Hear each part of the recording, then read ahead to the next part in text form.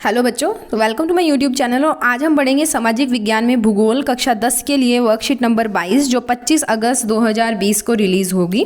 25 अगस्त की आपकी ये वर्कशीट है।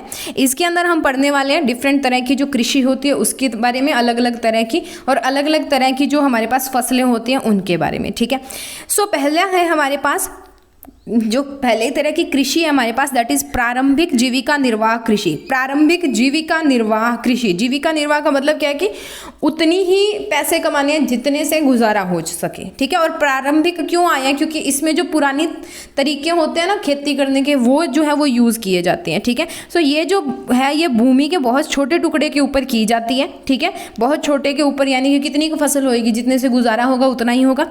ठीक है, प्राचीन औजार जैसे कुदाली, हसिया, खुरपा आदि जो है वो यूज़ किए जाते हैं इस तरह की कृषि के अंदर। इसमें जो किसान है वो वर्षा और जो मिट्टी की उर्वरकता होती है, यानी कि उसकी जो उपजाऊ शक्ति है उसी के ऊपर निर्भर करता है। ठीक है, ये हो गया प्रारंभिक जीविका निर्वाह कृषि। उसके बाद में गहन जीविका कृषि। गहन का मतलब होता है सघन होना है। ठीक है, यानी कि बहुत ज़्यादा गहरा होने का मतलब गहरा जिसको आप बोलते हो। ठीक है, सो ये जो है ये बड़े खेत में की जाती है, बड़े फार्म में की जाती है। इसके अंदर आधुनिक मशीनें, ठीक है, रासायनिक खाद, कीटनाशक, इन चीज़ों का उपयोग किया जाता है, पर इसके अंदर इन चीज़ों का उपयोग नहीं किया जाता। ठीक है, इसमें सिंचाई के लिए नहरों व नलकूपों यानी कि ट्यूबवेल वगैरह का जो यूज़ है वो किया जाता है, प्रयोग किया जाता है। इसके बाद में है वाणिज्यिक कृषि। वाणिज्यिक कृषि यानी कि जिससे आप वाणिज्य कर सको, जिससे आप व्यापार कर सको। ठीक है, तो जिससे जैसे बड़े बड़े बाग जो है वो लगाए जाते हैं, या बहुत ज़्यादा बड़े खेत के अंदर जो है वो कृषि की जाती है। ठीक है, तो इस प्रकार की कृषि में उच्च उत्पादकता प्राप्त करने के लिए आधुनिक बीजों का, जैसे हाइब्रिड बीज होते हैं या कैसे भी बीज होते हैं जिनकी जो बहुत ज़्यादा अच्छी क्वालिटी के होते हैं वो, और कीटनाशकों का, नदीनाशकों का, रासायनिक खादों का, ठीक है, इनका उपयोग किया जाता है। इसमें आपकी एक है रोपण कृषि। रोपण कृषि का मतलब एक बार जो है काफ़ी सारी जगह पे पौधों को रोप दिया जाता है। रोप दिया जाता है मतलब लगा दिया जाता है, और उसी से जो है वो काफ़ी सारा जो है एक बार में ही जो है वो उत्पादन किया जाता है। ठीक है, जैसे चाय के बड़े बड़े बाग होते हैं, कॉफ़ी के बाग होते हैं, किन्नू के बाग होते हैं। ठीक है, वैसी टाइप। सो रोपण कृषि एक प्रकार की वाणिज्यिक कृषि है। इसमें बड़ी पूंजी व श्रमिकों की सहायता से कृषि के एक बड़े भूभाग पर एकल फसल बोई जाती है। ठीक है, बड़े बड़े चाय के बाग लगा जाते हैं। उसके बाद में इसकी एग्जाम्पल है आपके पास, उदाहरण है चाय, कॉफ़ी, रबड़, गन्ना, केला आदि रोपण कृषि की जो ये उदाहरण है हमारे पास। ठीक है, अब ये रोपण कृषि जो है वो कृषि और वाणिज्य के बीच में काम करता है, यानी कोई उद्योग जगत के बीच में। आप कृषि भी करते हो, उससे आपको भी मिल जाता है, आपका भी जो निर्वाह है वो हो जाता है, आपकी भी जीविका चल जाती है। इसके अलावा आप व्यापार भी कर लेते हो। ठीक है, उसके बाद में बात करते हैं अलग अलग तरह की फसलें। पहली है हमारे पास रबी, दूसरी खरीफ और तीसरी जायद। ये आपने पहले पढ़ा होगा, रबी और खरीफ। जायद जो है वो अब आई है। ठीक है,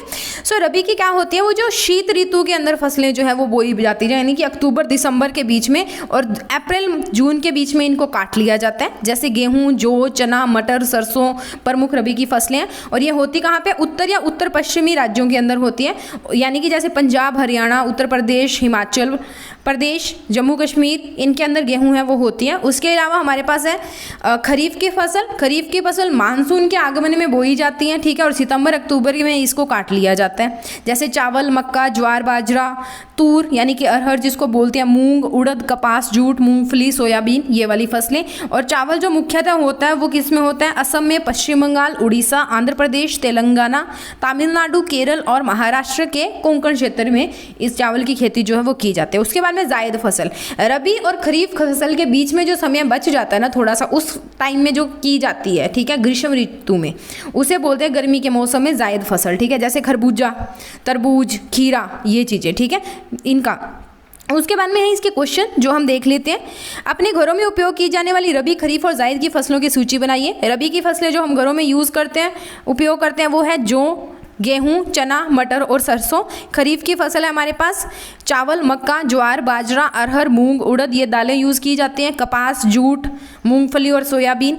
जायद की फसलें खरबूजा यूज़ करते हैं, तरबूज और खीरा, ये तीनों ही हमारे घरों में यूज़ किए जाते हैं। अपने घरों में उपयोग किए जाने वाली रोपण की किन्हीं 3 फसलों के नाम बताइए। तो 3 है, मैंने 4 लिख दी। चाय आपके घरों में यूज़ की जाती है, उपयोग की जाती है। कॉफ़ी भी हम पीते हैं, गन्ना भी हम यूज़ करते हैं, केला तो आम ही बात है। ठीक है, चाय, कॉफी और केला तो आम ही है। उसके बाद में गहन कृषि की मुख्य विशेषताएं हमने बतानी है। गहन मतलब सघन, गहरी कृषि। इसमें क्या होता है, खेतों का आकार बहुत छोटा होता है। इस प्रकार की खेती वहाँ पे की जाती है जहाँ पे जनसंख्या दबाव बहुत अधिक होता है, यानी कि जहाँ पे कृषि करने के लिए जो खेती करने के लिए जो जमीन है वो कम होती है। ठीक है, एक ही खेत में एक से अधिक फसलों की खेती की जा सकती है, जिसको आप मिक्स क्रॉपिंग या मिश्रित खेती जिसको बोलते हो। उच्च उत्पादकता प्राप्त करने के लिए आधुनिक युक्तियों का प्रयोग किया जाता है, नई नई मशीनों का, पेस्टिसाइड्स का, इंसेक्टिसाइड्स का, ठीक है, कीटनाशक का, नदीनाशक का, रासायनिक खादों का, इनका उपयोग किया जाता है। ये श्रम गहन कृषि खेती होती है। श्रम गहन खेती का मतलब अगर जितना आप काम करोगे उतना ही आपको जो है वो उत्पादन मिलेगा। जहाँ यहाँ पे अधिक उत्पादन के लिए क्या किया जाता है, जैव रासायनिक निवेशों का या सिंचाई के अलग अलग साधनों का उपयोग किया जाता है। ठीक है, उसके बाद में है भारत में खेती एक जुआ है। क्या आप इस कथन से सहमत हैं? इस अपने उत्तर के पक्ष में 2 तर्क दीजिए। ठीक है, अब क्या है कि भारत की एक खेती जो है वो जुआ है। ठीक है, मैं इस कथन से सहमत हूँ। तो क्यों? क्योंकि बदलती जलवायु के कारण जो मानसून के समय में अनिश्चितता हो चुकी है। ठीक है, भारतीय कृषि को बहुत अधिक प्रभावित करता है, क्योंकि कई बार बहुत ज़्यादा बारिश आ जाती है, कई बार आती नहीं है। कई बार क्या आती है, बारिश के साथ आंधी तूफान आता है। ठीक है, या तो फसलें पानी में डूब जाती हैं या किसी और तरह से टूट के आंधी तूफान के कारण वो बर्बाद हो जाते हैं, यानी कि उनके ऊपर जो भी प्रोडक्शन होती है वो नीचे गिर जाती है। ठीक है, जिनके कारण किसानों की आजीविका पे बहुत असर पड़ता है। इसलिए असमय होने वाली बारिश, ठीक है, यहाँ पे असमय लिख लेना। ठीक है, असमय होने वाली बारिश के कारण भारतीय कृषि जो है एक जुआ बन चुकी है, क्योंकि कोई पता नहीं कि कब क्या हो जाए। ठीक है, आप बच भी सकते हो अगर अच्छी बारिश आ गई, और अगर नहीं आई तो आप जा भी सकते हो। ठीक है, तो वो जुए की एक बाजी की तरह हो चुका है। ठीक है, किसान का जीवन कि अगर अच्छी फसल होगी तो ठीक है, पर कोई भरोसा नहीं कि अच्छी होगी या नहीं। ठीक है, इसके अलावा लगातार फसलों के गिरते दाम। अब क्या होता है कि अगर किसान की फसल अच्छी हो भी जाती है, बारिश बहुत अच्छी होगी, ठीक है, कोई आंधी तूफान कुछ भी नहीं हुआ, कि जो है वो फसल अच्छी होगी, पर क्या होगा, उसके दाम गिर जाएंगे। ठीक है, राजस्थान और मध्य प्रदेश के अंदर ऐसा हुआ था। ठीक है, वहाँ पे क्या हुआ था, जो लहसुन है, गार्लिक है, उसकी खेती की गई थी, बहुत ज़्यादा प्रोडक्शन हुई थी, और जो दाम थे वो 60-70 रुपये से गिर के 12-15 रुपये के ऊपर आके चले गए। ठीक है, तो यहाँ पे क्या है कि ये कृषि करना एक जुए की चाल के समान है। फसल आपने लगा दी, अब होगी या नहीं होगी वो राम भरोसे है। ठीक है, आप जुए की चाल को जीतोगे या नहीं जीतोगे वो आपकी किस्मत के ऊपर है। ठीक है, so this is all about the worksheet number 22, जो वर्कशीट नंबर 22 हमने की है कक्षा 10 की सामाजिक विज्ञान की।